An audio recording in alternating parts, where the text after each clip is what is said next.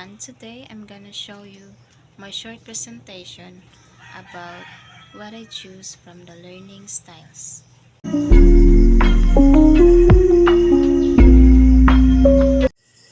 Whenever I start studying, I always reach for one thing, my notebook. For me, learning begins with a blank page. It's where the messy thoughts from my mind turn into clear, organized notes. Some people prefer to listen or move around, but I find peace in writing. When I write, it feels like the lesson becomes part of me.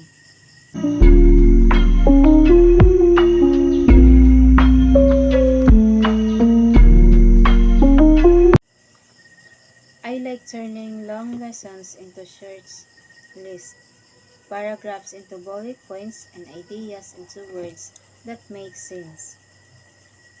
The more I write, the better I understand. I rewrite key points neatly, not because I have to, but because it helps me remember every detail.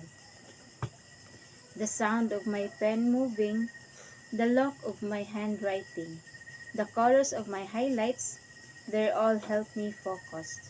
Reading my notes is like hearing my own thoughts out loud. Only this time they clearer. When exams come, I don't just memorize. I remember what I write word for word. So for me, learning happens between the lines I write. It's not about how fast I can finish, but how well I can understand every sentences. Because when I write it, I remember it.